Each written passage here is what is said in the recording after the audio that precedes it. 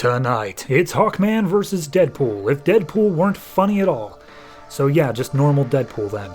It's New Guardians No More, which is really unfortunate for the remaining 28 issues of its series. And Batman the Dark Knight goes over Batman's origin, because we definitely haven't seen that enough. All that and more tonight on the Not-So-New 52.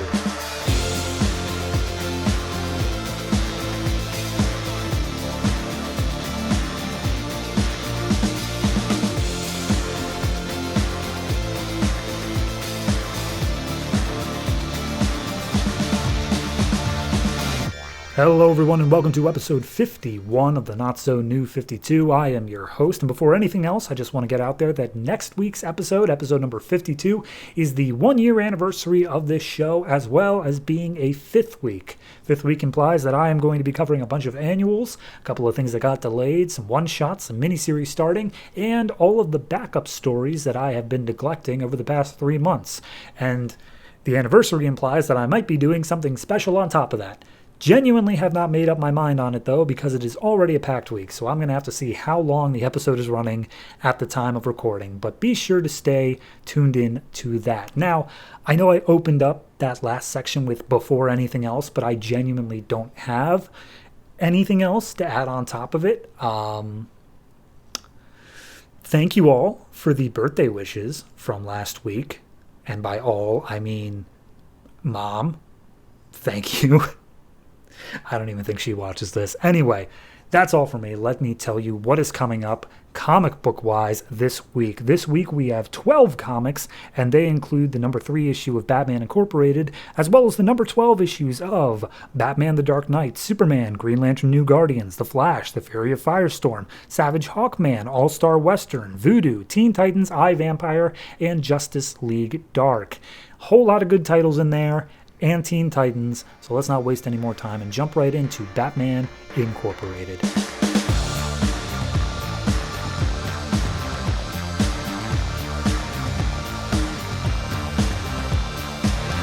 Batman Incorporated number 3, written by Grant Morrison, art by Chris Burnham. Last issue was just kind of the life and times of Talia al Ghul, so it doesn't really flow that much into this one, but this one picks up with a teacher coming into Gotham Central Station and being immediately abducted, and we see that she is replaced by someone who's a member of Leviathan. And the whole first 3 pages are just saying how Leviathan has infiltrated every layer of Gotham, a la Batman Begins, and is teaching their, fascist ideology, however you want to call it, into all of the kids. So the teacher is strong-arming the kids, and then when the teacher's called out by some parents, the principal who just started there reports it to the police, and a police officer who just started there shreds the files and also plants evidence on the parents, and the parents are sent to jail because of a judge who just started there and a district attorney who just started there. A lot of people just started, but regardless, they are everywhere in Gotham apparently. So we get away from that, and we go to a bar where a woman is singing, and we meet a gangster in there named Matches Malone, who is from DC lore, from pre-New 52, and is just, it's Bruce Wayne. It's literally just Batman, but he's taking on a gangster appeal as Matches Malone, and he's meeting up with a guy named Small Fry, who apparently just goes as Fry now. He looks like he's 10, but he's here at this bar. And they're like, hey, Matches, I thought you were dead. And he's like, nope, I actually came here because I want a lot of information on Leviathan, and I want to know what you know. And honestly, it looks like he doesn't know anything about Leviathan, or he's not willing to share. But regardless, as Matches is looking around the bar, he sees the singer up on stage is getting strong-armed by these 2 big guys, and he's like, mess around with a dame, huh? Well, we'll see how Matches feels about that. And he goes over and he's like, threatening them, but then he's like, but I took a pact of non-violence. Instead, meet my crew. And we just see these 3 dudes who I think are just other members of Batman Incorporated, but I genuinely don't know them. And then the big guys walk away, and then his crew walks away. So they're not really a part of it. But regardless, he starts talking to the singer and saying oh, hey, would you happen to know anything about Leviathan? And she's like, oh, yeah, kind of, sort of. They've got some stuff going on, and I offered to work for them if they paid me in drugs. And he's like, oh, you're a druggie. And he's like, no, drugs for my disabled sister who desperately needs them to stay alive. And he's like, oh, okay, I can get on board with that. But as they're talking, Batman shows up behind Matches and threatens Matches, saying like, hey, stay out of my streets or else I'll be coming for you. And then it's revealed on the next page that Batman was actually Dick Grayson, who was just going off the cue that Bruce was giving him. So anyway, they're back in the Batcave, Dick, Bruce, and Damian. Damian is grounded still because everybody thinks he's dead. And they're looking over the web of what all has been going on in Batman Incorporated before the New 52. Gotta tell ya, I don't know most of it. But regardless, it's a big web. And apparently it's like, no, and we're at the center of this. This is all about us somehow. So Damian still wants to go out, still wants to do his thing as Robin. He's like, oh, you need me, Father, to protect you. And it's like, no, actually, I need to protect you. And also it's really good to not have you around your mom right now because she's kind of crazy. So he gets dressed back up as Matches and he heads out, this time to go talk to Goat Boy, the guy who supposedly shot Damian. And he's just basically asking, like, look, do you know where they took you to give you the money? And he's like, yeah, they blindfolded me, but I know every street of this city. I know exactly where it is, and I'll tell you where. But just to be forewarned, they've got a big hulking brute of a guy, and he killed someone in front of me. So be aware of that, Matches. And then apparently the singer at the bar has been replaced. It's a different woman there, and Matches takes note of that. So Matches hops in a taxi cab. Alfred's the one driving, and they make their way to the location that Goat Boy's telling them about. But before they can get there, the singer from before calls Matches and says, hey, I showed up to this gig, but it wasn't a gig. It's something terrible, and Matches, you gotta help me. And so Bruce is like, okay, well, this takes priority. So they make their way over to the place where she gave as an address, and Matches knocks on the door, and as soon as he gets in, he's attacked by the two goons from the stage before and has a bag put over his head. And he wakes up and there's this whole sacrificial scene. Small Fry has been hanged. Goat Boy's like, oh, you think I was just gonna let you go? Like, they were gonna kill me if I didn't give them someone else. So now you're the sacrifice. And there's a guy named Jack Ketch who's a hangman. And there's a weird judge-looking guy. Genuinely not sure what's going on here, but it looks like Matches is going to be killed for some reason. Anyway, cut over to Alfred coming back to the Batcave, telling Damian's like, hey, we're needed on ground patrol, just in the car, not you as Robin. But as he walks into the room where Robin is working on his bike, he's immediately hit by knockout gas. And Damian's like, I'm so sorry about that, Alfred, but Robin is grounded, but not Redbird. That's right, Damian is now Redbird. What's the difference? The outfit. That's it. That's literally the only difference. So Damian makes his way to the building where they said Batman would be going. He knocks out a whole bunch of guards and starts beating them up. And before he can get too far, an alarm goes off. And the dogs are sicked on him. And he's like, all right, bring it. So now it's Redbird versus some dogs. And Matches, a.k.a. Bruce, a.k.a. Batman, is captured. Okay. Yeah, I mean, it's just forwarding the plot. It doesn't feel like that monumental of an issue. It definitely just feels like we're getting the information from everybody and we're just setting the pieces where they need to go. Damian is Redbird. I don't really recall that being a thing, so I don't think it's going to stick around that much. But hey, he has another identity, so that's something. Art-wise, it's good. I mean, Chris Burnham has a very distinct style. Sometimes it hits, sometimes it doesn't. I think here it hits mostly. Not really any flaws that much in it. Besides that, it's a fine issue. Not stand out great, not awful. I don't know why it was delayed for so long, because I think that was a whole month delay from the last issue. So, hey, it's perfectly serviceable. It's fine. So overall, I'm going to go ahead and give it a 7. It's okay. It's not bad in any way, but it is definitely just another issue of Batman Incorporated.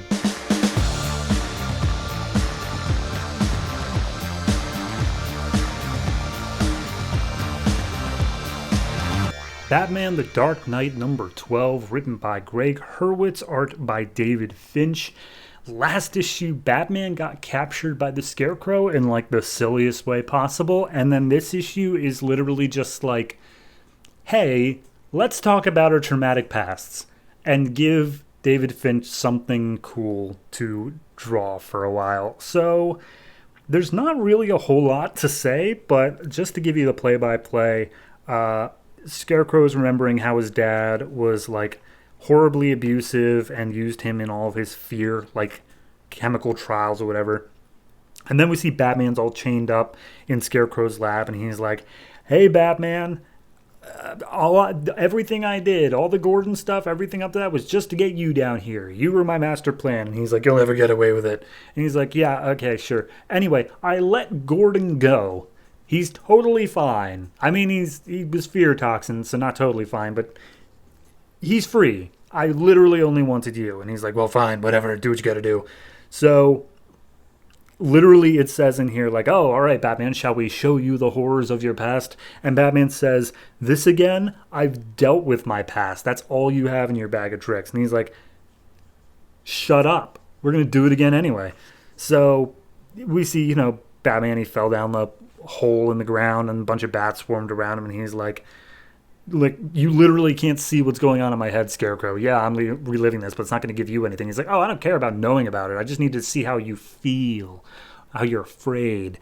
And then we see a little glimpse of Batman's past, of how he was scared when he went down the hole and his mom was comforting him, but his dad was kind of just like standoffish. And he goes to apologize to his dad, like, I'm sorry, I wasn't upset though, like I wasn't scared, I'm a brave little boy. And his dad's like, yeah, I really can't deal with this right now. We're going to the opera, so later, okay? And then we see another thing of, Bruce just feeling so alone in his own house. And then, they go to the theater, and he gets scared during the show. And as he leaves, his dad says, like, hey, look, Bruce, I get it, but the world's a big place, and you need to not be scared all the time. And then his parents die.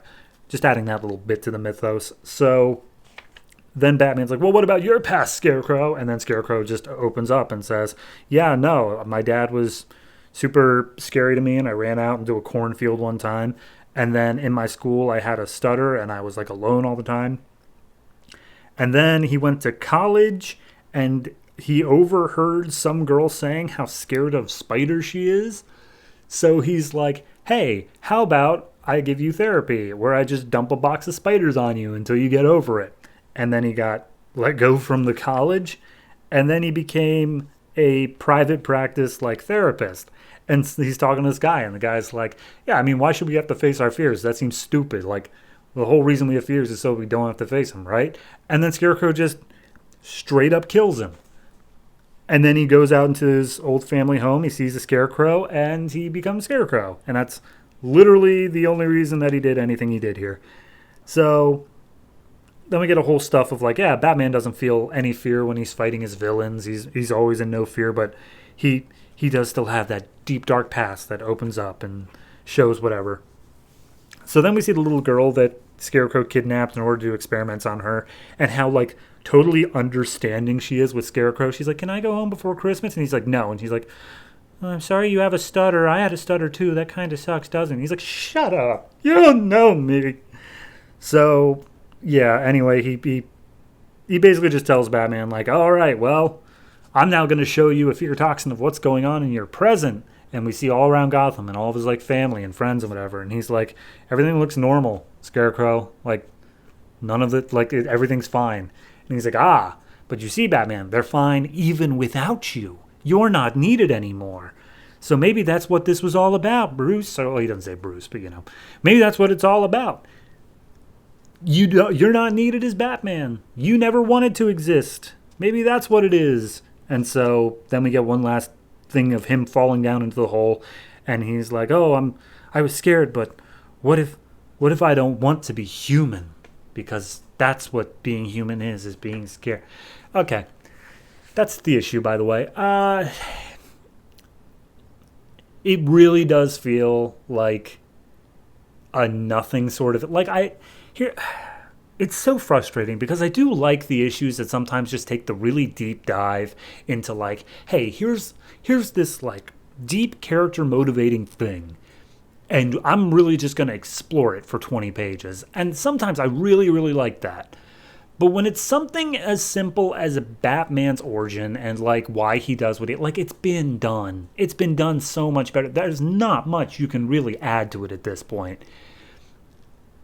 I don't know. It's like someone saying like, oh, what could the deep philosophical meanings of Edgar Allan Poe be? It's like everyone has done that. Everyone's analyzed the stuff to death. This is on that same level where I don't need to see this. I get it. Yes, no. Is Batman afraid of stuff?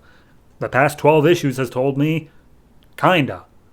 And that's all this issue's doing me as well. It's just saying, yeah, Batman's afraid of like the emotional stuff, but not like Killer Croc. And isn't that kind of weird? Yes, it is weird. I don't need you telling me that for 12 issues. So overall, I'm still just upset we're still doing Scarecrow. That's really what it all comes down to. It's like, I don't need any more Scarecrow here. You've been doing this for 12 issues. Pick someone new. Overall, this one gets a... I'm going to give it a 6. And a lot of that is that the art, it's not incompetent. It is still a good, well-made issue. It's just content and context-wise, I'm so done with this. So 6, just because there's nothing technically wrong with it.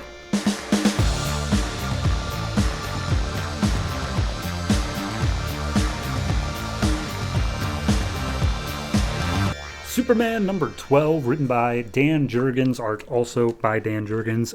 Last issue left off with Superman going to Russia and fighting the Predator. Not the actual Predator, but may as well be the actual Predator. Also, there was a little side story of him going to dinner with Lucy Lane and Lois Lane and some random guy. Anyway, framing device on this issue.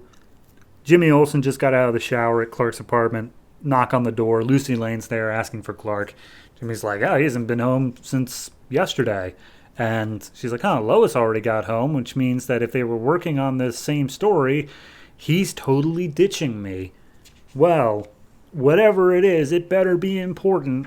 And then we see how he's all tied up inside this weird purple goo substance that the Not Predator has kept him in. By the way, this dude never gets a name, so I'm just going to keep calling him Not Predator. So he's like, oh, geez, that guy managed to attack me and actually hurt me because he has stuff that attacks, like, my nervous system. So that's something to watch out for. So anyway, he's watching this guy from above, and he sees he's trying to open up some portal somewhere, and he's like, uh-oh, he's trying to bring through more of him in order to take over this world. I have to stop him. So Superman heat visions some of the stuff that's keeping him in goo, manages to bust out, and then goes and attacks the Predator guy. Then we get a cut over real quick to the U.S. military, who's like, hey, actually, I think it might be the Russian military, but they look very U.S. Regardless, they're like, hey, we lost track of the Not Predator, and we lost track of Superman as well. But we think they're both in this nuclear power place because we're getting a surge over there. And they're like, okay, well, if Superman couldn't handle him, I think we just need to nuke the place. What do you think, sir? It's your call. And he's like, nuke it. Do it. Let's get it over with. So back to the Superman fight. He's like, oh, you were fast for me before, but now I know your tricks. And so I'm going to get the upper hand on you. And he, does some heat visioning, does some super punching, and manages to get the mask off this guy, which causes this big... by the way, there are tentacles coming through the portal now, because of course there are. But it causes this big explosion at the portal. And then he looks over at the Predator, who's pulling out one of his, weapons or something like that. And he sees that the Predator is not, fighting back at all. In fact, it seems like he's struggling to breathe. So he picks up the weapon that he knocked out of his hand, and it turns out it was a instant translator or something. And he's like, oh, I need my helmet to breathe, please. And he's like, I guess, but don't you make me regret it. Anyway, the nuke is inbound. Just get a one-panel thing for that. With the guy in charge saying, if we can't have our own Superman, then no one can. So he then starts talking to the Predator, and the Predator basically says, I was constantly defending myself. I was in some sort of cryo sleep thing. Your guys brought me over into your dimension and then kept me here, prisoner. I'm just trying to get back home. That portal was literally just for me to go in. The tentacles were just because you were once again attacking me. And he's like, okay, but you killed like a lot of people, not Predator. And he's like, true. But I am also not bound to your laws here. So whatever, I'm going to go now. And so the portal's still opening up and he's like, no, you can't just go. You killed a bunch of people. You have to be held responsible. And he's like, no, screw you, I'm out. So they get into another little mini fight. And the Predator's like, okay, look, you want to know what it's like to be an alien lost from your home and trapped on this other planet where you don't belong? I'm laying it in as heavily handed as I can here that me and you are not so different. Let me bring you through the portal to my side, and then you will see. But before they can make it through the portal, Superman's like, wait a minute, hold on, that sounds like a missile. There's a missile incoming, and there's the little nuclear panels here at the nuclear radiation plant. Let's pick up that it is a nuclear missile. Please, you have to let me go. They're doing something so stupid here. And so he's like, well, you can either let me go through the portal or stop whatever it is you're so freaked out about. And he's like, all right, fine, go through the portal. I'll deal with the nuke. So he manages to cut free of the tentacles and makes it out, but he doesn't actually stop the nuke. The nuke just goes off. They just exploded a nuke in the middle of Russia. You'd think that would cause more problems. But anyway, the nukes are like, yeah, we're just going to declare the area off limits, say that this was a issue with the power plant, and move on with our lives. Unfortunately, Superman is dead, so he's not going to be able to counter that story. Mwahahaha. And then Superman shows up, and he's like, hey, good call with the missile, considering that you must have known I would have heard it. And he's like, yes, exactly that, Superman. You're so great. And he's like, yeah, by the way, that secret lab that accessed his dimension, you remember where that was? And he's like, no, don't remember it at all. And he's like, well, I found it.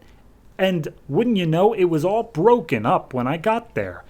Don't think you're going to be able to access his dimension again. See you around, Ivan. So then he flies off and he's like, all right, well, that was stupid. That was a dumb little story, but maybe I shouldn't be keeping myself distant from people. Maybe I should be indulging in their lives because this is my planet. This is my home. I'm not an outsider. I'm Earth's protector. So he makes his way over to Lois's apartment. He talks to Lucy and says, hey, you still into bungee jumping? We can totally do that. Sorry I ditched you before. And she's like, whatever. Let's go.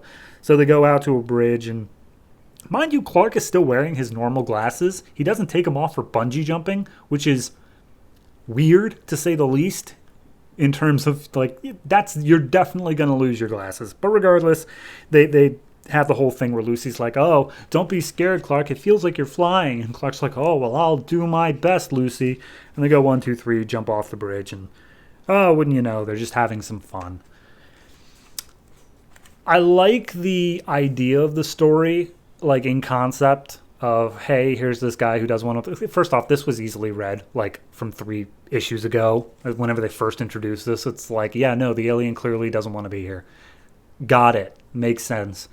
But, yeah, I get that it's a thing of parallels of, trapped on the planet and no way home, blah, blah, blah. But I don't know. It's so rushed. It's just so all right, we're literally going to take 3 straight pages to just have them talk and say exactly what the parallels are. We're not going to just come to the conclusions or let the reader possibly get it. No. We are going to spell this out for you. Make sure you understand. So it's okay. And then the framing device of, Clark needs to be more involved in humanity. I don't know. Maybe it's just me. Maybe I'm not used to the New 52 Superman yet, where I guess he does seem like he's more of an outsider. But to me, Superman doesn't seem like that much of an outsider. Yes, he is more secretive, I guess, but it doesn't seem like I've gotten anything that's Superman's no longer a man of the people. He's this godlike figure that stands above us. I don't get that. He still seems like he's pretty involved. He stopped a bank robbery and then a bunch of other tiny little stuff over the course of Action Comics and Superman. It's just, I don't know. Maybe that's just me. Maybe I'm misreading this Superman. So overall, I'll give it a 6.5. It's okay. It's good by all rights, but it's not a standout story, as I don't think anything in Superman has been. But hey, Zero issue next month gets us the first issue of Scott Lobdell. Dear Lord.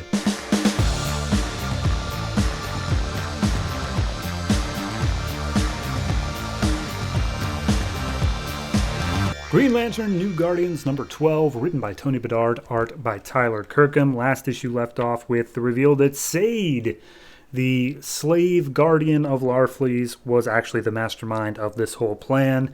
And then this issue picks up with, it's just the finale of it, where the orrery with Invictus on it is making its way through the solar system over to where Larfleeze is. And he's just standing on the sun being like, for when I arrive, I will destroy you for what you've done, Larfleeze. By the way, he killed my race. Just making sure everyone remembers that. So Kyle and Sade are having a screaming match, just saying like, how could you do it, Sade? And Sade's like, oh my God, stop your bitching. For the love of God. Like, clearly I did what I had to do because my Gamfit was dead. But before they can get too deep into it, literally the orrery is on top of them, like the sun is about to absorb them, and they talk about it and they're like, okay, here's the deal, none of us can face Invictus alone, we have to go as a team. And unfortunately I think that team also has to include Larfleeze because he is actually really powerful. So okay, Larfleeze is on the team, and everyone's like, what, are you serious? And even Larfleeze is like, okay, yeah, sure, whatever. And so they're all getting up on it, and then the Weaponer's looking around and he's like, hey, I'm getting some readings from that ship. It's super duper powerful, and also there's something coming out of it. And so they think that's Invictus. They all brace for battle positions, but then when it lands, it turns out it's just one of his statues. And Larfleeze is like, psh, there's no harm in a statue, right? But then, as we all know, Invictus uses those to travel, and then he pops out of it and immediately starts choking out Larfleeze. And all the rest of the team is like, I don't think we should intervene. Yeah, let's just let this happen. Like, let him get some rage out on Larfleeze. And then Kyle's like, come on, guys. Where's your... Okay, fine. If you don't want to do this for the team reason, let's go ahead and do it for your selfish reasons. Arkillo, you say that you're a terror god, but he's the scary one. And Bleeze, you say you want all the rage. He's the one who's angry. Come on, guys. Be selfish if you're not going to do it for any other reason. So they all look at each other and they're like, all right, fine. We'll do it for our own individual core reasons. So they all storm in, start the fight scene, and the scene literally just goes on for the entire issue. But at one point, Bleeze gets hit, and St. Walker tells him, like, oh, let me heal you, Bleeze. And he's like, no, let me feel the pain. It's all I ever wanted. So then Arkilla starts showing visions of the dead angels, and Invictus is like, you guys blame me for your death? And it doesn't hold because the new ring is apparently crap. So then the Weaponer starts talking to Kyle, and he's like, hey, give me the Indigo Tribe guy to teleport me up into the orrery. I can use my abilities as the greatest Weaponer of Cord in order to shut it down or whatever. Because clearly that thing has to have a kill switch. Something that big has to have a kill switch. And they're like, all right, cool, sounds good. So Weaponer gets teleported inside of it as the rest of the fight goes on. Sade also gets involved. And then the Weaponer up there, he starts like... picking it apart, driving his stuff in there. And for some reason, he blasts away the Indigo Tribe guy. But, like, as far as I could tell, he's literally just doing exactly what he said he would. So I feel like this may be a betrayal, but I genuinely can't tell how.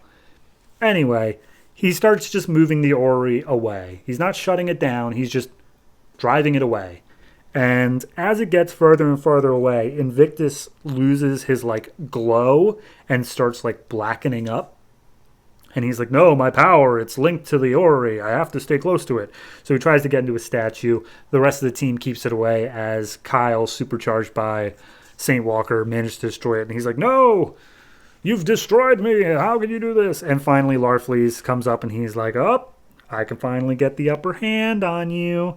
So he comes over and Invictus is still fighting. He's like, no matter what, you will be stopped. Vengeance will be mine. And he's like, yeah, okay, sure, whatever. So he finally gets frozen up into like basically a statue. Larfleeze goes to pick him up with his ring, but then the ring cuts out for a second, as does everybody else's. and they all hear voices from their ring screaming, "Let me out," which it doesn't say it in the trade, but just so you know, that's going to be answered apparently in Green Lantern Annual #1. So check that out. Anyway, everyone's like, "Hey, Ring, was that you?" And the Ring's like, "Nope, no idea what that was." Anyway, let's focus on other things. So everyone's pissed off at Sade that she did this stuff, and then she explains, like, look, they zapped Ganthet's emotions away, like the Guardians did. And when that happened, I felt it. And it gave me such a surge of raw emotion, such power, that I was able to kill off some weaker members of each of the corps and then send their rings to Kyle, because Ganthet hand chose you, Kyle. He picked you because he knew that you were able to handle all of the corps, and you may have been the only person who would be able to fight against the Guardians. So please understand that what I did was necessary to save Ganthet. But then everyone else on the team is like, yeah, no, I'm out. Like, I don't care about Ganthet or the Guardians, and this team was built on a lie, so bye. And everyone just leaves, and that's the end of the issue. So yeah. It was solid. It was good. I think Invictus, like, I don't understand how his power was linked to the Orrery, because they established before that his power was given to him because the rest of his race died. And his race wasn't linked to the Orrery. They were linked to just being powerful. I mean, they were also in the Vega system. Maybe it had to be linked to a certain, like, idea of the Vega system, which his Orrery perpetuated. I don't know. I think that they kind of just realized they made him too overpowered, and then realized that they couldn't undo that. So they just made up a thing. Either way, it's whatever. It's a good enough arc. This issue specifically, I think, was fine. Justification for Sade came off pretty well. The setup for the next arc, which is going to be Rise of the Third Army, again, pretty well. Yeah, I really don't have a lot to complain about. It just didn't blow me back. You know, it's not a thing of like, my God, this Invictus / Larfleeze arc was mwah. It was fine. It was good. That's all I really got to say. So overall, though, I'll give it a 7.5, though, just as the capper to everything that's happened, everything that's been going on. This was satisfying enough, and the art was pretty much fantastic the whole way through. But it was more or less just one extended fight scene. So 7.5. Looking forward to seeing how it ties into Rise of the Third Army in 2 months, I believe.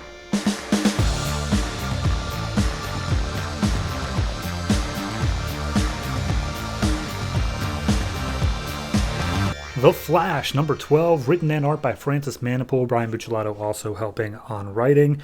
Last issue we left off with Golden Glider, aka Lisa Snart, showing up to save her brother and Heatwave, and that's exactly where we pick up in this issue, with the people driving the armored truck, holding the two of them, being attacked by Golden Glider, and then Golden Glider showing up in the back saying, "All right, boys, get ready, it's about to get bumpy." And she frees Heatwave from his restraints, and then Captain Cold's like, "Hey, so what about me, sis?" And she's like, kind of going to leave you to die. Bye.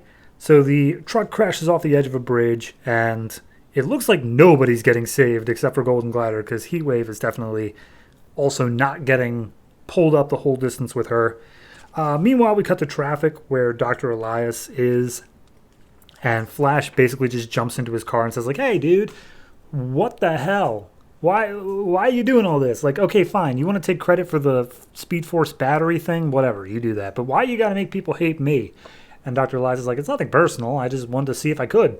I want to see if I could unite everybody in hating you and loving me, because I'm so super smart that I can do that. Anyway, get out of my car." So then we cut back to the Golden Glider thing, and it looks like Heatwave's not going to make it, and it definitely looks like Captain Cold's not going to make it, but Weather Wizard comes by and grabs Heatwave, and then a bunch of pigeons being controlled by Pied Piper, who's been set up for God knows how many issues now, save Captain Cold. And they all think he's dead, but of course he's like, "Oh, thank you, Piper. Would you mind letting me down?" Because they're literally dangling him above this street lamp.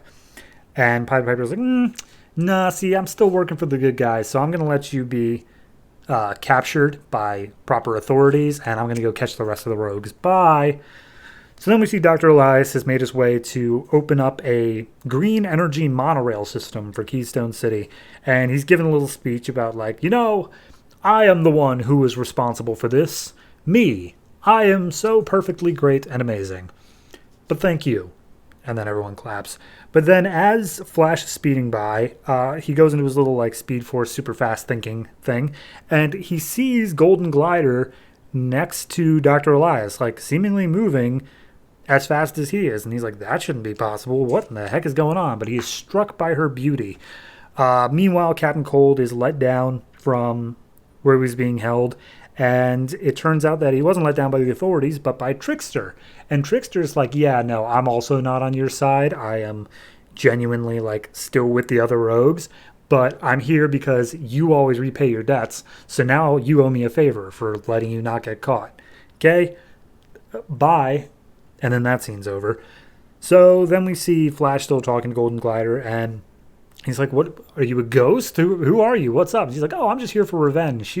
This man is the one who took a piece of my life. Therefore, I will take something of his. So she apparently puts a shard of something into his brain, and then Flash speeds up to catch him before Dr. Elias collapses. So it looks like the Flash just did something to him.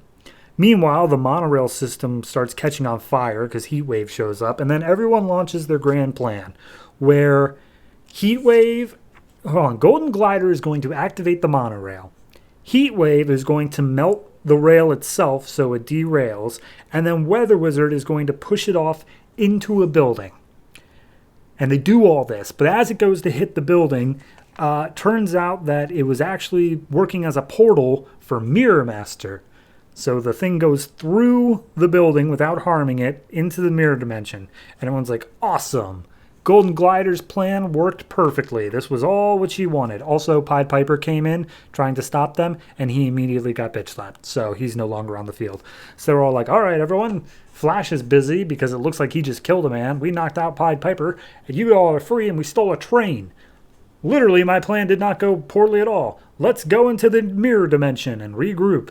And as they're about to all make their way in, a giant wall of ice forms in front of it.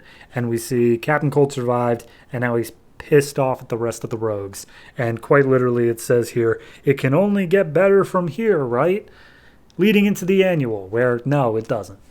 So, yeah, I liked it. I think it was very good. I think it was a solid little bit-by-bit story. If this is all the justification they're going to give to Dr. Elias, I'm a little bit let down by that because it is such a wild character shift. For him to just say, I did it because I wanted to, seems really poor. So I'm assuming that we're going to get more from that. Otherwise, I'm going to be a little disappointed.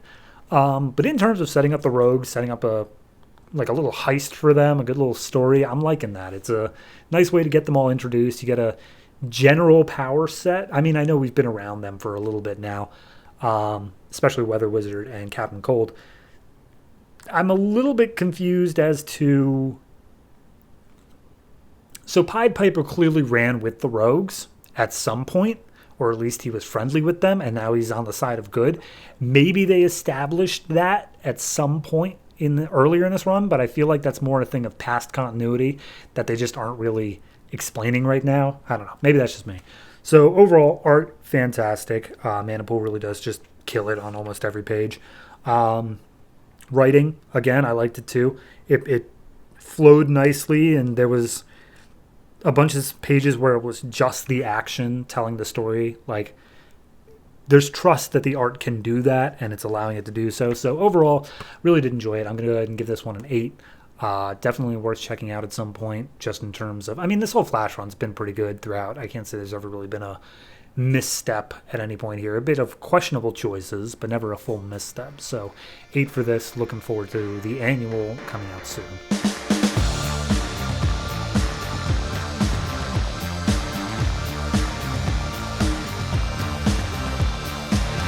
The Fury of Firestorm, number 12, written by Joe Harris, art by Yildiray Cinar and Daniel HDR on art. So last issue had Posar fusing with Ronnie to become Scorn, a new fused Firestorm. And this issue Like, I don't think he's doing anything. I'll get into it. So anyway, we open up with the, I'm always blanking on her name, but the Firestorm of India, who is like literally breaking down. She's literally falling apart. And she's like, wait a minute, but this isn't Scorn. This isn't Posar. There's something else that's causing me to get all messed up here. And we see the little bubbles saying, manual override 85% complete. And, she's trying to defend herself, but it ain't working out. So then Jason comes in. And he's ready to fight back Scorn. And he's like, man, all right, my name's Jason. I'm here to save Ronnie, blah, blah, blah. And he just gives the whole rundown for the audience if they weren't paying attention. Posar in the quantum realm is just loving the power. He's going crazy with it. Meanwhile, Ronnie's off to the side like, oh, this feels awful. I hate every minute of this. So he looks out the eyes of Scorn and sees Ronnie there. And he's like, sees Jason there. And he's like, oh, Jason, please help me, save me. So at this point, Ronnie's Jason. I don't know why I'm mixing up their names so much. Jason is taking care of the Firestorm of India and is like, something's going on right now. I don't know what's happening, but clearly you're not going to make it through this. And then, as if on cue, we see Zither back at HQ pressing the big red self-destruct button. Her name is Rakshasi, by the way. And all of a sudden she explodes into a giant nuclear fireball. So Jason stands there like, what in the hell? Like, what happened here? And somehow he's immediately able to put it together that this was not Posar. This was not Scorn. This was just Zither taking care of this. So he knows what's going on. Meanwhile, Zithertech, all their families that have been relocated here are being relocated again. And Zither's assistant's basically just trying to calm him down, being like, look, we're about to be indicted on a whole lot of stuff, and we just want to make sure you guys are safe, because she's kind of having a nuclear meltdown up there, so we're just making sure you're all good. So, cut back to the fight. Jason now has the particles that were given to him by Professor Stein to use on Ronnie, and at that point, Firehawk and Hurricane show back up, and they're like, yet another one of these monstrosities. Let's take it down, Hurricane. So at that point, Firehawk rushes in. He goes to attack Scorn, and he's starting to feel a little bit off already, and Jason's like, no, stop, don't fight him. He pushes him out of the way, and Firehawk takes that personally. He's like, oh, so you're not with us, so you're against us. Be prepared to fight. And again, he tries to explain, no, look, Zither, she has a kill switch or something. She's going to kill you if you interfere. Everything's going wrong. And then we see immediately that happen. Like, Jason covers up the eyes of Hurricane and makes it so she doesn't see her old friend Firehawk literally explode. So that happens off page. Scorn is going still crazy with power, but again, he's not doing anything. He's just standing there menacingly. And then we see him talking to Firehawk, being like, look, you're clearly not feeling great. Like, you're also being attacked with the shutdown thing, but I have to get these particles into him. So can you just run some sort of distraction? And Firehawk's like, no, I'll do it. If I'm going to die, I'm not going to die on my knees. So she picks up the particles, unhinges the lid, and flies towards Scorn. Immediately gets blasted, like dead. She is no longer on this realm. But the particles come out. They somewhat splay over her a little bit, and then they mostly splay over Scorn. And Scorn is then finally weakened enough that that Ronnie's able to reach out from it to Jason and say, hey, take my hand, reach for me. And so they reach for each other, they unfuse apart, and it's this big climactic moment, but genuinely I couldn't tell you like how this is happening, if this is actually physically happening, or if it's a mental thing, or like a quantum, it's just, I'm just taking this as it's presented. So anyway, they reach hands, and then it all comes collapsing down. Posar disappears, all of them are de-transformed from their Firestorm state. And Ronnie's arm's back, and he looks over at Jason. He's just like, hey, I think everything's okay. Let's go find out. Let's head back home. So then, meanwhile, back at the Zithertech, Zither's like trying to run down all the people who are moving out. And she's like, oh, how dare you leave me here? I will not fail. I will not abandon this mission. And as she's looking down on the ground at all of her papers that came out of folders, she sees Firehawk is there. Firehawk managed to survive because of the special particles. But then all we see is Firehawk standing with this sadistic grin on her face saying, don't worry, I'll be the one to end this. And then it says critical mass imminent, and then nothing. So I think Zither's dead. I think Firehawk is either evil or also dead. Not Firehawk, Hurricane. No, it was Firehawk. Did Firehawk get reborn as Hurricane? I'm confused now. I wasn't when I read it, and now in rereading it, I'm confused. It says Firehawk, but it looks like Hurricane. I don't know anymore.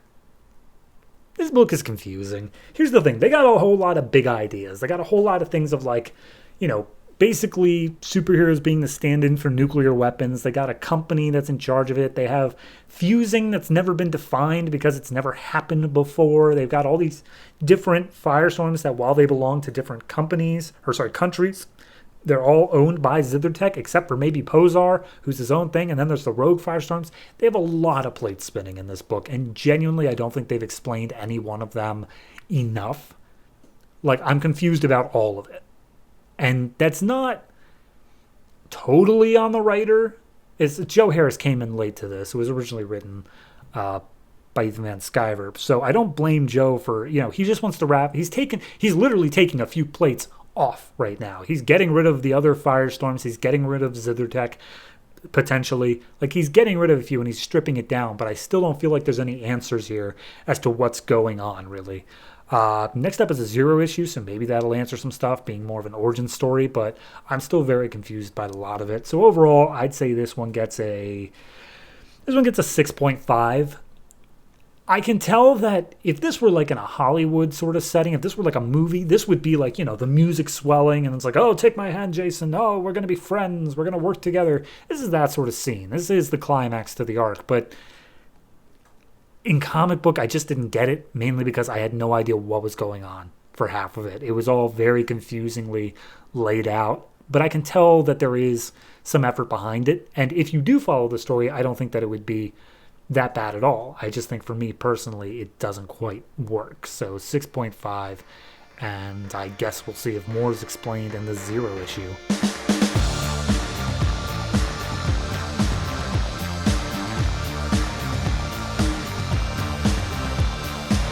The Savage Hawkman number 12, written by Rob Liefeld and Mark Poulton, art by Joe Bennett. Last issue we left off with Hawkman being shot by a guy who was teased 3 issues ago named Pike. And this issue is just it literally picks up with him being shot again. And now it's it happens slightly differently this time, where he falls off the roof and Pike goes down and chases after him. And this is a lot, and I mean a lot of internal monologue of him just saying here's exactly what's happening on any given page, and here are my feelings about it. And to the point where Pike is a little bit leaning on the fourth wall, and at some point he's like, hey, could you kill it with the internal monologue and just fight me already? So I just want to make that clear. There's a lot of that in here that I won't be going over. But anyway, it's just an extended fight scene to start where Pike is literally the upper hand. No matter what, Hawkman can't do anything about it. But he does make clear, yeah, here's the deal. I know about your nth metal. My boss wants you alive, so I'm going to be taking you in for that. And he's like, oh, this must be about that whole gladiator battle thing I did 3 issues ago. And you must want me for that, so you'll never have my armor. So a long fight scene, and Pike, I swear, considering it's Rob Liefeld, I'm not that surprised. He's like a proto-Deadpool. He's just all this quippy stuff, and he's not taking it super seriously. But he doesn't break the fourth wall. He leans on it. Oh boy, does he lean on it, but he doesn't break it. So he's almost Deadpool, even in his design. I don't like it. So anyway, he keeps on going on. He's oh, I don't think so, Harvey Birdman. Oh, come on, Tweety Bird. He's just... At one point, he makes his way over to his bike that he has hidden. But it's not just a bike. It's a flying bike. But it's not just a flying bike. It's an alien flying bike. But it's not just an alien flying bike. It's a sentient, nagging housewife sort of voice to this flying alien hoverbike. So, yeah, he takes off on that. He manages to manual override the thing, and the bike talks like, oh, manual override, you always do that. We need counseling. So then he fires a cable at Hawkman. Hawkman breaks out of the cable immediately, but then uses it to swing the cycle into a nearby bell tower. He gets a little bit of an upper hand on Pike, but then Emma comes in with a sniper rifle and just like shoots the remaining weapons out of Pike's hands. So they finally have the upper hand on him. They tie him up and they say, all right, here's the deal. We're using your technology to lead us to where your boss is. And they go out to this big open empty field, and it reveals Pike's ship, which is this giant alien thing. And they say that the Sky Cycle and this ship are all, I want to see if I get this one right, Kundian? I believe it was Kundian in origin. I don't know. Cherubims. There it is. The cherubims. Kind of like angels, but not. Anyway, so they start interrogating him, saying like, oh, you're going to tell us everything about you. Like, who do your orders come from? Why are you here? Blah, blah, blah. And I'm just going to give you the short version. Pike, I don't know if he comes from the cherubims, but at least he has cherubim stuff and he's been hired by cherubims. I think maybe he is cherubim. But they were the ones who originally created the Daemonites. Which, if you know anything else going on in DC Comics right now, the Daemonites have been showing up in like all the other B-tier books to be just this generic-ass alien villain. And now Hawkman's in on it. So that's just the best.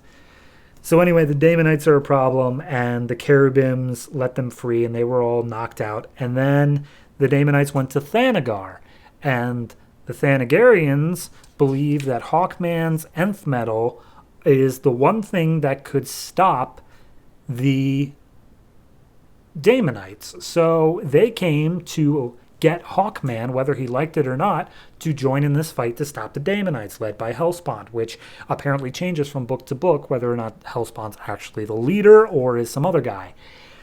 So anyway, apparently all this was part of Pike's plan. He activates some sort of knockout gas, and he takes out Emma and Hawkman as he gets free. And then they pull down a signal of, as soon as they entered in the ship, the people who hired Pike, the Thanagarians, are going to show up. And so their ships arrive, and Pike's like, oh, you better wake up. You better... The royalty is here, the queen of the Thanagarians.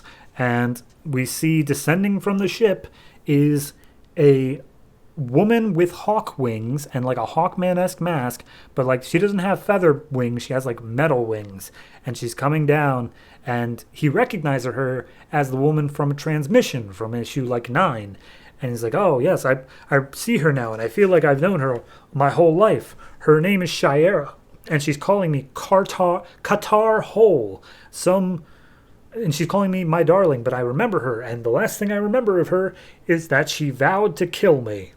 Dun, dun, dun. So, next issue is the Zero issue, so I'm sure we'll get, like, backstory. Like, immediately it's set up just to do that. I'm okay with that. I don't like the villain. Not the Hawk Girl, not Shira, but the Pike.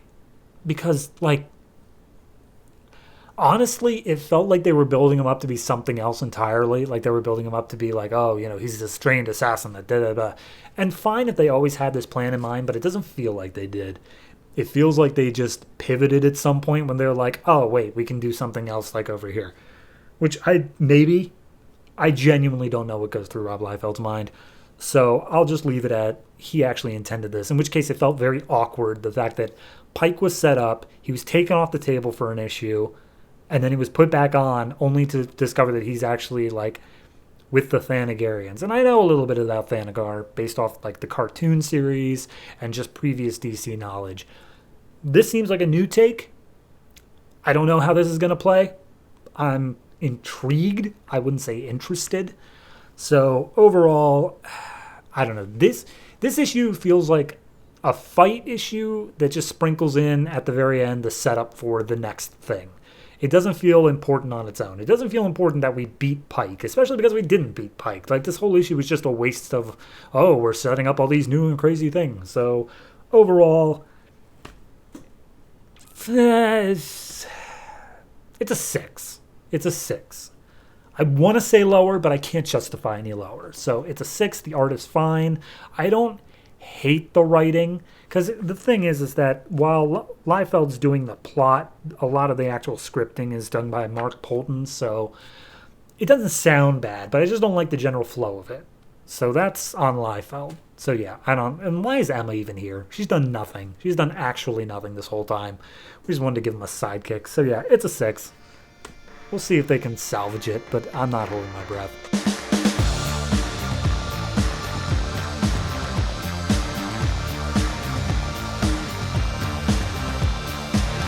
All-Star Western number 12, written by Justin Gray and Jimmy Palmiotti, art by Moritat. Last issue left off with the gang getting captured by the religion of crime, but then Tallulah ended up escaping, and everyone's freaking out because she's gone. This issue picks up, same exact place, but everyone's now scouring the ground looking for Tallulah, and everyone's like, everyone who doesn't know her is like, what's the big deal? I mean, she's just one girl. How bad could she be?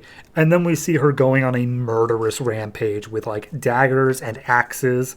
And she goes after a few crooked cops who were chasing after him. And then once she manages to get the kill on them, she steals their guns and then just starts firing wildly.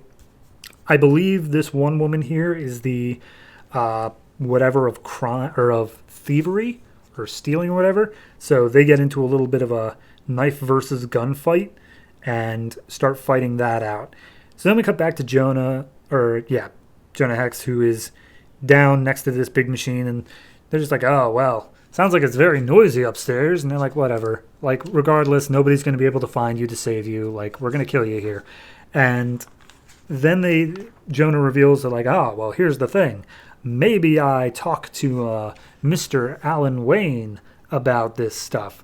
And so we see that a couple nights earlier when they met up, because that was in the book, immediately some of the Crime Bible people showed up with guns to attack Wayne, and Jonah basically protected him.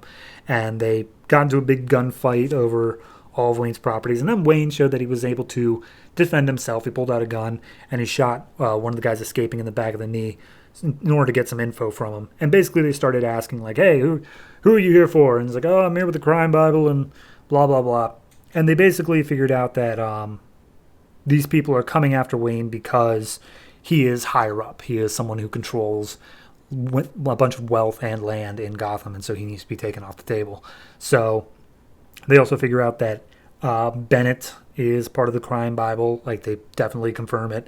And so Jonah tells him, like, look, stay out of it. Do your own thing. Like, I don't want you involved in this, but use your power and your money and everything like that in order to make this place better, make Gotham a better place, because right now it's a terrible place to live. So anyway, cut back to the present. Knife fight with Tallulah and the one lady's going on, and Tallulah basically gets her down on the ground and presses her thumbs into her eye sockets, and that ends that fight. But then as that's going on, we see that the Waynes and a couple of actually good police officers have arrived on the scene, and they're ready to storm the building. So we cut back down into the basement where Jonah and Amadeus are being held, and Amadeus is just like losing his mind at this point. He's like, all of you say you're such religious fanatics and whatever, but like literally you are the worst, because the whole reason that we got religion and like became societies in the first place was to get out of this stupid crime-filled, like, horrible way of life. Like, we came together as people in order to stop being you. And she's just like, shut up, I'm gonna kill you now. And before he does, the Tallulah shoots off the fingers of the guy that was gonna kill him. And we see that the Waynes and all the good cops have come down into the basement, and they've arrived to save the day. So everyone's taken off to jail. He needs to go to jail, and it's said that Wayne, he looked into Bennett's properties and all the other people, and they realized this is probably the place that this Crime Bible stuff would be going on, so they decided to come here and get them. And it just happened, happy accident that Hex managed to be saved at this point. So at this point, Tallulah needs some bandaging up. A few hours have passed. And they basically make their point that Tallulah wants to leave. She's done with the town. But Joan is still not quite done yet. He doesn't want to leave. He makes this thing saying that he doesn't want to leave with Tallulah. He doesn't want to have to spend his time looking after her or whatever. So they get into a fight and immediately switch over to making out on Amadeus' table, to which his mother wakes up and is like, is that a woman downstairs? But they're basically deciding, okay, maybe it's time Tallulah goes her separate ways. But before they do, the people of the Crime Bible have been hanged in Gotham. Mayor Cobblepot has made sure that they don't survive. And then a man comes from far away. His name is Mr. Forsyth, and he's come looking for Hex and Arkham because he's heard about their adventures and what they've been doing, and he wants to speak in private. Tallulah jumps in saying, oh, well, I'm still part of the group. Let's see what you got. And he says, well, I come on behalf of my master, my Scottish doctor that I work for. His name is Dr. Jekyll. Dun, dun, dun. So, yeah, we're getting Dr. Jekyll, Mr. Hyde story, I guess, next. That'll be interesting. I like it. I think it's good. It's not... I don't know. They built up this whole thing about 2-3 issues ago of Court of Owls versus Crime Bible. And then they just kind of forgot the Court of Owls part, and they didn't make Crime Bible interesting. Like, they had this whole thing set up of like, oh, this is the Lord of Thievery, and this is the Lord of Terrorism, and this is the, ooh, this, that, and the other thing. But then they were just like, okay, but they're just going to not do those things, and instead they're just going to kidnap the three stooges and, like, torture them. And that's the thing now. And I'm like, is that really our villain? Is that what we're doing? And then there's not even the whole battle for Gotham's soul between the Court of Owls anymore. It's just kind of brought up and then immediately dropped. I don't know. It seemed like missed opportunities abound to me. It seemed like they set up a bunch of stuff and then we're just like, yeah, but we're tired of that now. So we're just going to move on to Dr. Jekyll and Mr. Hyde, because why not? And they didn't even make it the possibility that these people could come back. Like, they're not in jail. They're dead. They were hanged. The bodies are there. So I don't know what more we can do with that. Anyway, still a good issue, though. I did like how they wrapped up a couple things there. I like how Tallulah is being treated as, like, the third member of the group. She was introduced very nicely in terms of making it believable that that was something that would come from the character of her just wanting to stick around. So I give it a 7. As much as I wish they would have given more attention to it, that's not an individual issue's fault. That's an arc on a whole, and I'm rating the issue, so I give it a 7. I do wish that they would have done more with it, but leaving it off here, I'm at least satisfied that the Crime Bible stuff was dealt with, at least in some capacity. So see what happens in the 0 issue afterwards, but for this one, it's perfectly good.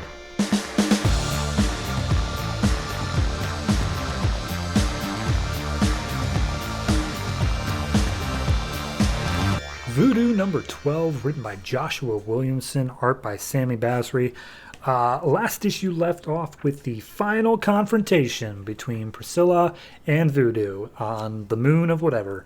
And this issue is just the capper. It's just the, okay, here we go, final issue. Because while there is technically a 0 issue, they're using it as an origin story.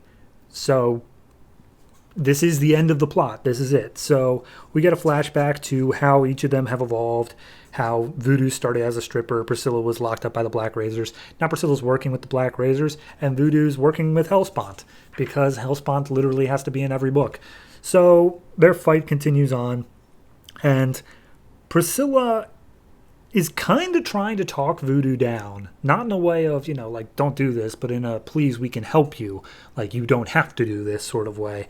And Voodoo's just getting more and more angry and turns more into her monstrous form, going after Priscilla. And it looks like she's pretty heavily, violently beating her up, but there is some hope. So then we cut over to the Black Razors, and Lincoln and Skvarla are trying to fix the ship while they're under heavy fire from the mutated demonites, whatever they were. And finally they get the ship up and running. So Lincoln calls over for Walker, saying, all right, get Priscilla, get whatever she needs. Like, did she take out Voodoo? Are we done here? And Walker's like, yeah, here's the thing. We're kind of in the middle of a fight. And Lincoln's like, okay, look, we have to go, like, now. So tell her to, like, end it, get it over with, and let's get going. By the way, the other teammates are dead. And he's like, oh, no, so sad. Man. So the fight continues on with Voodoo and Priscilla. They keep going. And then as they're battling, they mind link. They join together, and Voodoo explains that this is, like, part of the Damonite hive mind where they're just in each other's brains and there's no fighting. There's no point in fighting. It's just mental energy. But they can actually talk. And basically Priscilla's just walking her through saying, like, look, yes, I understand that there's this prophecy that you think that you need to fulfill, that this is your role, but you don't have to do anything. You are in charge of your own destiny. Like, you don't need to listen to Hellspawn. You don't need to do whatever. Like, you can just go. And she explains, like, the Damonites' history and that there's a prophecy that the Damonites have to evolve in order to survive. But there are some people who think that, like, the hybrids, the thing that Voodoo are, is the evolution that's needed, whereas other people, like, you know, they think Damonites are perfect and they don't think evolution's necessary. So they're just going to take over Earth because that's where they think it's going to take place. Hellspawn, the current leader, thinks it's both. That hybrids are the way of the future, and also they need to take over Earth. So that's why he's so popular, I guess. But basically Priscilla says, like, look, here's the thing. There's still time to change. Let me show you. And then they walk out of the hive mind, and they separate in real life. And Voodoo is still, like, Priscilla's like, oh, Voodoo, do you remember what we talked about? Voodoo's like, get away from me. You're just trying to trick me. I see what all this is. I'm taking that blue flame and I'm using it for my own stuff. So she picks up this sword and she's ready to use it to wipe out all the heroes on Earth. And then the big hulking Damonite from, like, last issue or 2 issues ago comes in and swats her in the back and says, like, you kill everybody here. You suck. Ugh. And then he dies. So at that point, Priscilla picks up the blue flame and just like, well, we shouldn't let her have it. I don't know what we're going to do with it, but let's go. So they grab the blue flame and they make their way out of there. They arrive at the ship along with the giant centurion statues chasing after them, doing the whole Indiana Jones things of, like, start the plane. So they get the spaceship up in the air and everyone's good to go. And it's like, okay, let's take stock of what happened here. Voodoo escaped again, but we have the blue flame, and Lincoln's immediately like, can you still feel Voodoo? Is she still in your head? And Priscilla's like, no. Ever since our mind link, I can't feel her at all. She's gone. Like, I'm not saying dead, but I can't sense her anymore. So, yeah, no, we're good. So then we see Priscilla makes her way back to her family home where she was taken from, and Lincoln's like, yeah, look, you can go back to a normal life. You're able to do that now. We won't keep you here in the Black Razors. You're free to do this. And Priscilla's like, nah, screw that. I have nowhere near a normal life anymore. I'm going to keep on with you guys. Let's go back to training. So she does say that she senses that there's someone else out there who needs her help. You know, a grifter. From the book Grift. Yeah, that's what we're doing now. Voodoo will be in Grifter, or Priscilla will be, to be more exact. But anyway, fight scene continues on of her training with the Black Razors, and they're getting to be more of a team. Lincoln smiles and is like, oh, what a good team. And he takes the blue flame and goes up to the roof and talks to some mysterious figure who says, hopefully you can keep this safe from falling into the wrong hands. And the voice just says, don't worry, we'll be sure to put it to good use. We never see who that is. But they have the blue flame, and at least Lincoln trusts them. So then we go back to the moon, and Voodoo wasn't the only sleeper agent. There are hundreds of Damonites and hybrids left on Earth, and they all believe in the prophecies. So Voodoo is at least the most dangerous one, because she truly believes in the prophecy, and that is the right thing to do. And as we zoom in on the moon, we see her name being chanted over and over again by the remaining Damonites, and they're all kneeling before her as she stands above them. She's like, I shouldn't have been following Hellspawn. She's right, I should have been doing my own thing. So now everyone will kneel before Voodoo. Thunderstrike, Kirkham, end of issue. So that's Voodoo. I know we still have the Zero issue, but I mean, this is the capper if you really want to. I'll talk about the Zero issue, obviously, but I gotta say, I slept on this. I slept on this comic as a whole. I didn't think. I mean, just from page one of just a stripper woman, just like unabashedly just trying to rope in all the horny 13-year-old boys getting comics. I understand why I slept on it. I'm not saying I made the wrong choice there, but it was honestly a bit more of a story than I was expecting. It had a lot more to it. I do think it was kind of a bit blasé in the first couple issues, I believe, when Ron Mars was writing. But once Joshua Williamson picked up, I really think that it got its own mythology and it set up its own stuff. I really seriously cannot stand the fact that Hellspawn was brought in, but this one was at least originally a Daemonite book, so I have to be okay with that at least. Overall, this particular issue, I'd say 8. I think that it doesn't really feel like it wrapped up the plots, but it didn't feel like it did anything amazing with them. Like, clearly everything that happened was how it was going to happen. The only big reveal, I think, was that Voodoo is going to be leading the Daemonites still. If I had to put money down, I would have said that she went off into like a third way where she's not human or Daemonite. But hey, apparently she's still Daemonite, so there's that. But no, I give it an 8. I think it's a solidly written issue and book overall. I can understand why people wouldn't be attracted to it from the outside, but it definitely is well written enough to check out. So we'll cover the Zero issue, and I'll probably say all of this over again at that point. But yeah, I have definitely enjoyed Voodoo.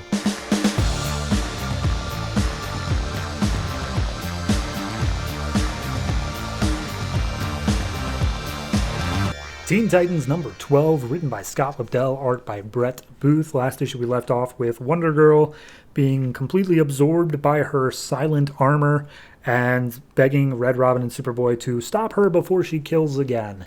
And then this issue, some amount of time have passed, and Superboy is being thrown through a tree by Wonder Girl out in the middle of some woods at a cabin, where I guess they've brought her to in order to not allow other people to get hurt, but she's still fighting against them, despite the fact that she wasn't before. We've clearly skipped some time. And she even says, like, we have a line here of Red Robin saying, "Can you remember asking Superboy and me to help you?" Immediately followed by, "That was foolish of me. I can find the way to freedom on my own." So, like, that was literally just meant as a cliffhanger, and we are immediately undoing it, but whatever. So Superboy and Red Robin are putting up a fight trying to stop her, and Red Robin is stopping Superboy from laying the hurt, saying, like, "Cassie, I know you're in there. Please come back to us." And she's like, "No." And he's like, "All right, wife, if you won't come back, then you're just going to have to kill me." And she's like, "Okay." And she just goes to kill Red Robin, and Superboy pulls him out of the way, and they're like, "Okay, maybe we should have a different strategy to this." Then we cut over real quick to Bunker, Kid Flash, and Solstice, who are waking up somewhere in Jersey, and Solstice and Kid Flash are telling Bunker, like, "Hey, we were told to stay low and, keep out of this. If we're going to be part of the team, then we need to listen to orders. So we're just not going to be part of this arc." And that's it. That's all we're doing with them. So then Superboy, he comes in, he attacks Wonder Girl, and the suit does want Wonder Girl to be called Wonder Girl, despite the fact that Cassie usually hates it. So that's something the suit's doing. Anyway, he comes in and he just dive bombs her, and there's this big explosion which does nothing to her, and she's like, "Seriously, that was your plan?" And then Red Robin comes in and he's like, "Nope, he was just a distraction." And he uses his wing suit thing to hurt or to make her bleed slightly through the armor. And she screams out the name Hela, like, in the way that Wonder Woman says Great Hera, she says Hela, so giving little hints as to what's this coming to. But as soon as Red Robin swipes her, she grabs him by the neck and says, like, "Yeah, okay, you got me, but I'm healing up almost immediately. So all of that for just a drop of blood." But then we find out that Superboy actually dive bombed next to her in order to get a hand on her, and then he's going to use his telekinetic ability. So he gets a hand on her and uses that TK power to separate the armor, like, physically from her. And we see that it's held in place by a whole bunch of, like, spikes and stuff, but he is managing to pull it off. And as it gets pulled off, it just sort of, like, disintegrates. Like, it's no longer there. So she collapses and she's like, oh boy, I finally feel free in my own body. Thanks, guys. But they can't respond because they're held in place by a paralytic gas put in place by some dude who just showed up. He was the guy from last issue. And the dude's name is Diesel. And he's like, hey, how's it going, Cassie? And she's like, Diesel, if you've ever loved me at all, don't hurt them or me. And he's like, oh, you're playing the love card, even after how you left me for dead. So, they have a history. And they get into a little bit of a fight. And he's apparently looking for the armor. And she's like, oh, well, you're literally 2 seconds too late. We just destroyed the armor. And he's like, that's not possible. Like, it's always going to be a part of you, the same way that this armor is always a part of me. And he uses whatever powers while, grabbed onto her arm to transfer over something. I can't tell if it's the armor. I can't tell if it's life force. I genuinely have no idea what's going on. But regardless, he's now wearing an armor set. And he says, oh, well, I've had many years to think about my destiny, and I'm now totally cool with being the harbinger for the end of the world. So, bye. Oh, and he says, you could have saved us all a lot of pain if you just told me that you loved me and meant it, Cassie. So, clearly an ex-boyfriend of some regard. So anyway, he flies off. Red Robin and Superboy unfreeze. They make their way over to Cassie, and Cassie literally, she immediately starts laying into them and just like, are you guys idiots? You just got me out of that silent armor, and yes, that silent armor does horrible things to me, and yes, I wish I was dead for every minute of every day, but I have to get that armor back, or else the world is doomed. So the world is doomed. This one also came with a backup, covering a story that came out of DC Universe Presents number 12. I'll get to that on the 5th week, but yeah, it was... Okay, so handling it in halves here. So they get the armor offer. I like the plan, actually. I like how it was like a double bait and switch of just getting Superboy close enough and then Red Robin being the distraction, and then it was actually Superboy who did it. I like the bait and switch. That one was okay. As for the whole Diesel thing, I'm okay with you introducing character and referencing mysterious events in the past of oh, we have a history, but what does it mean? I'm okay with that if I had any trust that we would get answers, but I don't. I genuinely do not believe that we are going to get half the answers to this. I mean, I'm sure we'll get the end of the world thing, but he just offhandedly mentions, let me see if I can find it real quick. He offhandedly mentions, after leaving me for dead in Angkor Wat. I doubt we'll ever figure out that story. I think it's just one of those things that they throw in to be like, oh yes, see, they have a history together. We'll never explain that history, but they have it, and that's just as good as explaining it, to which I respectfully disagree. So... this particular issue, art it's Brett Booth. It's energetic. I'll give it that. But I can't say much more. Honestly, I got to give this one a 5.5. Just based on, I don't feel like that. I mean, the fact that this one was already cut short because it came with a backup, but without any extra pages added to it, it feels like this... it jumped into it suddenly because we had some level of a time skip. Then it just rushed through it to be oh, but now her armor's off. And now we just introduce this whole other thing as well. Just follow the plot beats. Just be she, at the end of the last issue, she asked for your help to not kill again. Have an issue of being transported and having to be held under heavy sedation, having her fight against the armor. And then we get to this cabin issue. But we're just skipping ahead to all the, Rock'em Sock'em Robots parts. And I don't like how that's done. Maybe that's just me. Maybe I'm expecting too much from superhero comics. But I think that there is so much more potential to tell an actual story here rather than, teenagers who fight. So 5.5, and it's barely holding on to that.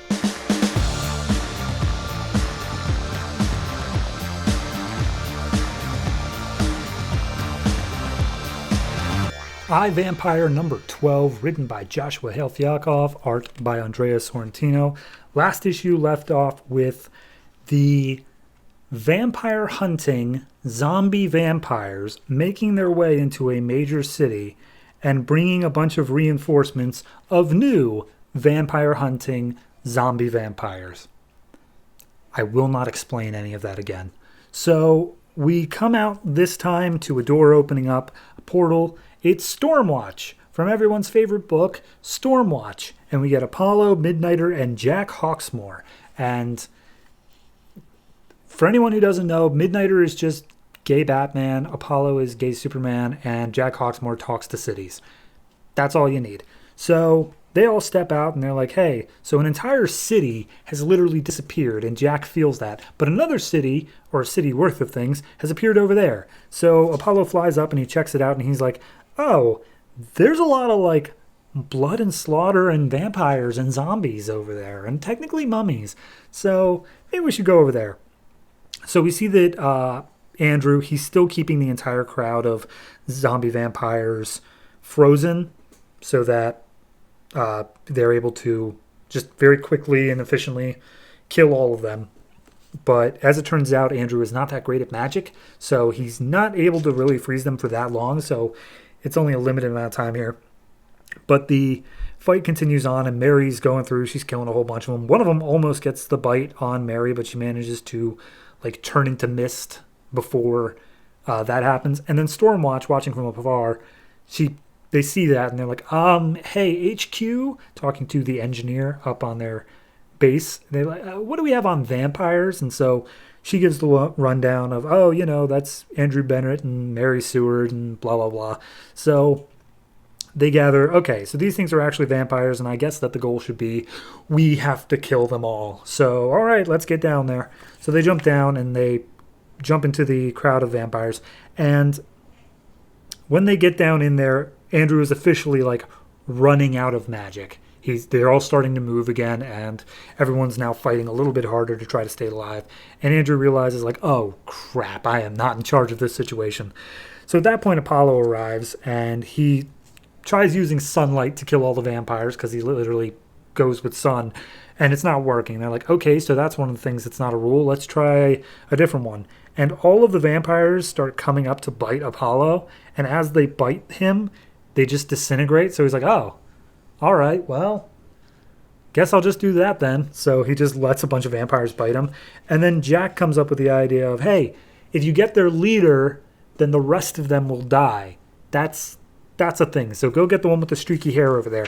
So Andrew's trying to buy some time to get his powers back because they're currently depleted. And Apollo just tackles him and says like, hey, I'm here to kill the head of the vampires. And he's like, dude, those are Lost Boys rules. Are you serious? And he's like, hey, I didn't even know vampires existed as of 5 minutes ago. So he uses his powers to attack Andrew in just a beautiful splash page. And then Andrew just like sits up and he's like, okay, now here's the deal. I'm actually trying to deal with the zombie vampire problem. So can we get that straight? And then down below, Midnighter is like, Jack's like, what's going on up there? And he's like, well, I'm willing to bet that we thought that the good guy was the bad guy, and now we've realized he's the good guy, and so Apollo's giving him a chance to talk himself out. And then Apollo lands, and he's like, so what went on up there? And he's like, well, turns out we assumed the good guy was the bad guy, and Jack's like, yes, I get it, thank you. All right, so what are we doing to stop these things? And at this point, Tig, she finally gets overwhelmed by the vampire horde attacking her. She's bitten, and she's converted into a vampire hunting zombie vampire.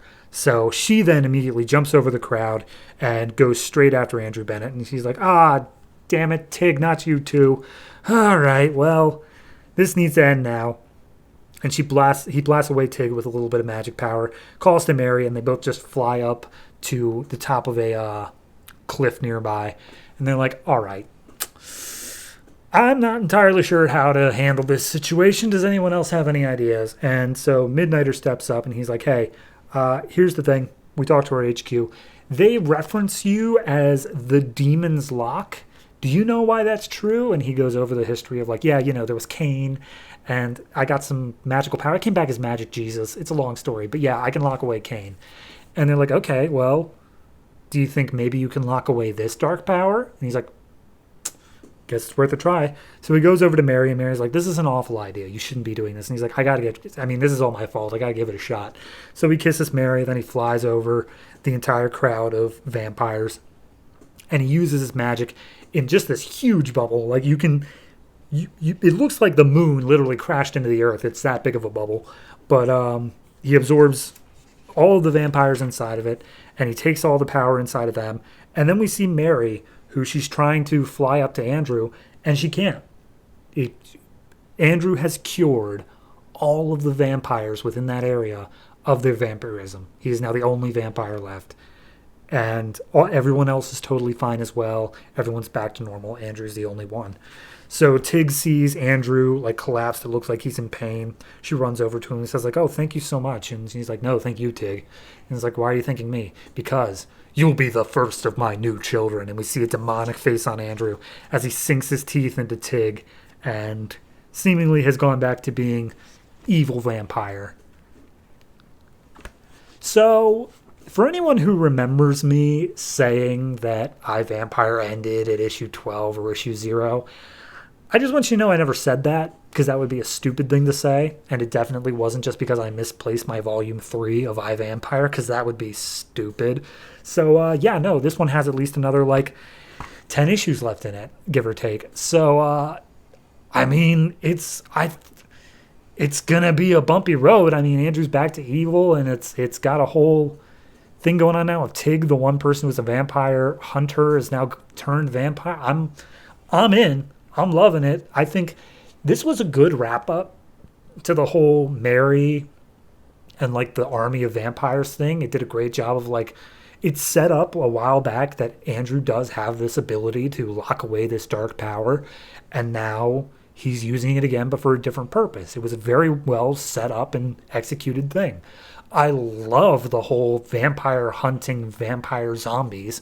That's fantastic. Genuinely, I love all this. I can't think of anything that I can really dislike. The only thing that I kind of dislike here is that we just introduced Stormwatch for this issue.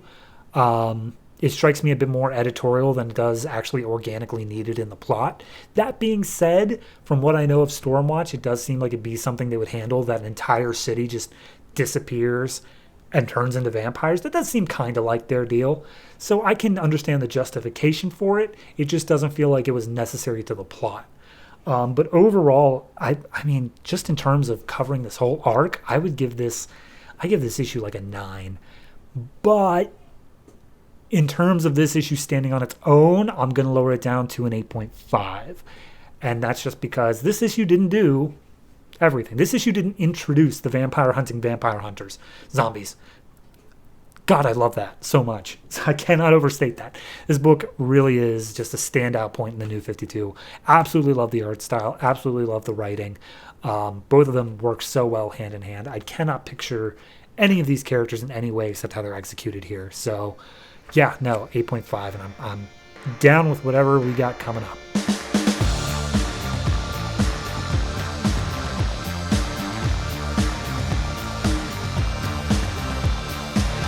Justice League Dark number 12, written by Jeff Lemire, art by Mikel, Janin. Last issue left off with Constantine being played by Faust because he opened up the box to show where the books of magic were, but as it turns out, he was betrayed by Dr. Mist, who was supposed to be on their team, and now he's knocked out. This issue is part 1 of War for the Books of Magic, so we've just moved into a new arc, I guess, and we're focused on the backstory of Dr. Mist, where he was a doctor in somewhere in Africa. I can't remember exactly where, but regardless, there was a bunch of like wars and infighting going on down there, Uganda, and at some point his wife was killed during all the battling, and she was a nurse, and he didn't take it well. He used as much of his science and medicine as he could, but eventually he turned to more magical means in order to try to bring her back, until now he finally heard of the books of magic and how one of them would have the ability to bring her back, and that's why he betrayed the group. So, talking to Faust, and it's like, all right, well, we knocked out Constantine, we grabbed the box and the skeleton key, and then they open up a portal to escape to somewhere else. Meanwhile, the rest of the Justice League Dark come in, and they're like, Dr. Mist, what are you doing? And he's like, sorry, guys, gotta do this. Zatanna tries throwing a spell at him, and he just directs it right back to her. And they both get away. Deadman comes back from wherever he was banished off to, and he's like, hey, guys, I'm going to need a few minutes, but I'm here, I'm good. And Constantine wakes up as well. And immediately Steve Trevor's like, Constantine, what did you do, man? And he's like, me? You're the one whose teammate just betrayed us. That's on you. You hired the guy. Anyway, yeah, I got a peek inside the map. I know where the stuff is. And apparently they're all in Slaughter Swamp, which is a area outside of Gotham. So Zatanna, she's like, okay, well, hold on a minute. That could still be a trick. So she opens up like a tracer on where the portal took Dr. Mist and Faust. And it says back to their base in like Peru. So it's like, okay, so did they go to Peru to like regroup and then go to Gotham? Was that just a misdirection? I don't know. So Zatanna says, all right, let's split up. One group's going to go to Peru in order to fight Faust, and the other group's going to go to Slaughter Swamp in order to take care of the books. And Black Orchid and Constantine are going to Slaughter Swamp together, whereas the rest of them are seemingly going to take care of Faust. So then we cut back to London, England, where Xanadu is talking to a little kid named Timothy. If you remember, like, last issue or 2 issues ago, he apparently is the one who could, like, save it all and be able to control the book's magic or whatever. But he said he got rid of his abilities. And so we just see them sitting on his couch, and he's like, yeah, no. So here's the deal. Magic kept on ruining my life because awful things would happen. So I cast a spell in order to take all of the magic out of me. And it worked. So I have no more magic. Bye. And then Xanadu's just like, well, I have no idea what I'm doing anymore. I'm out. Bye. So she's no longer a part of this. Meanwhile, in Peru, Temple of Felix Faust, Faust and Dr. Mist are meeting up with a mysterious third character who has the same tattoo on his wrist as Constantine and also smokes like Constantine. And he also, as we see in later pages, wears a tie like Constantine. We don't get him yet. He's not revealed, but he apparently has a very, very heavy link with Constantine. Regardless, Faust lays out, he's like, yeah, look, they're going to Slaughter Swamp. We put that as a mislead, like we put that on in front of Constantine. He didn't even notice that it was a mislead. We know where the actual books are, and Zatanna and them are coming here. And he's like, yeah, good. I want to be able to have Zatanna there because I still need some amount of power. And the deal is apparently that Book of Death, because there are 4 books of magic, Book of Death goes to Dr. Mist so he can bring back his wife. Book of Chaos goes to Faust because he's a dick. And the other 2 go to this mysterious third character. That's the deal. So they open up the map, they show the actual locations of the books of power, and apparently they're in Nanda Parbat. Because of course they are. So they get ready to go about their stuff, and we see this mysterious third character. He's told that Constantine owns the House of Mysteries. So he's like, well, guess I got to get a house of my own then.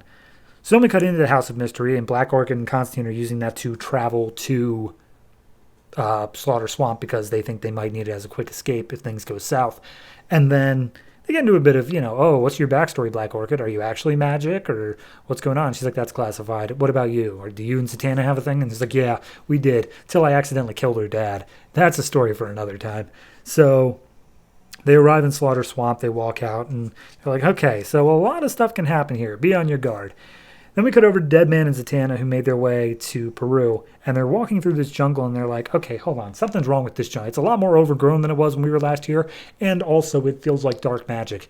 And then all of a sudden, the jungle itself starts moving, and we see that it's this being, a living jungle, called Blackbriar Thorn, and immediately they're caught off guard, like, we don't know what to do here. Cut back to Slaughter Swamp. Constantine and Black Orchid are walking through. He uses some sort of spell in order to make his cigarette a dowsing stick for the magical items.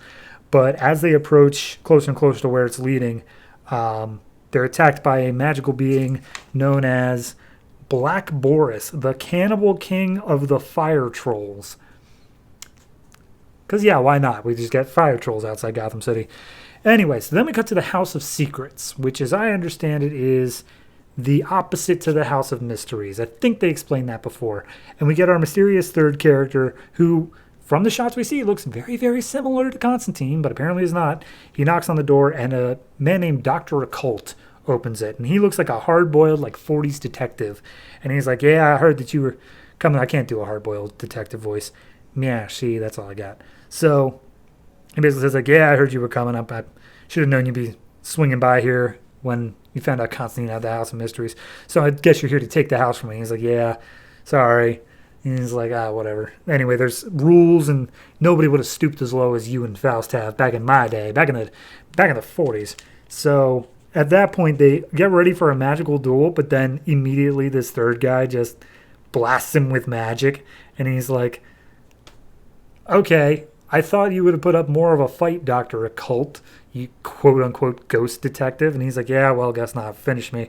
So guy zaps Dr. Occult. He turns into a skeleton, and then we see that the House of Secrets now belongs to this mysterious third guy. So, yeah, that's the issue. Set up of some big stuff here. Set up the other house. Set up this Dr. Set him up and then killed him. I don't think really set him up. And then this third character, whoever it may be. Spoiler alert, I did look ahead and saw who it was. I'm not going to tell you till we get there, but I'm not familiar with him. I just saw him on a cover coming up. So I think that the Blackbriar Thorn and Black Boris things are a little bit weird. If they're established characters, that's fine, but like it's kind of like the Timothy thing where they just show up and then you're expected to know them. I've just been like, oh, of course. Blackbriar Thorn, that's the ever so common character. Whereas I'm sitting here as a new reader like, what's with the Swamp Thing ripoff? So yeah, it's solid. I like it, but it's definitely more setup than it is payoff. It's definitely just setting up the like, oh, now they're in trouble now. What are these Duke boys going to do to get out of it? So I give this one a... Art is fantastic, by the way. I give this one a 8. I do enjoy it. I really do. Not really too much bad things to say about it. I mean, they set this... The fact that there is some dude we don't know who's really pulling the strings, and they made it believable that Faust is actually like scared of this guy because of the whole like tattoo thing on Constantine from last issue. They really did just a tiny bit of legwork, but just enough to make it really fit that even though we know nothing about this guy, Faust would be scared of him. I like it. And they also gave some backstory for Dr. Mist as well, so double points. So yeah, give it an 8. Really do enjoy it. Looking forward to seeing what gets revealed in the 0 issue next month.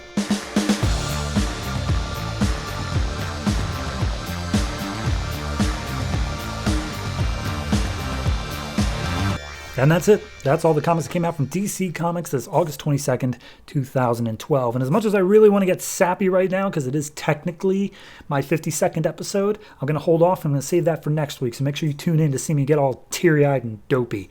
Additionally, next week, we have some comics. Let me tell you about it. We have a bunch of annuals coming out for August 29th, 2012, and they are Detective Comics Annual, Superman Annual, Green Lantern Annual, Justice League International Annual, and The Flash Annual. The JLI one is actually the final issue of that series, and the Green Lantern one is the prelude to the Rise of the Third Army arc, which will be coming out across all the Green Lantern books in just a couple months. Additionally, we have some delayed issues from Jeff Johns.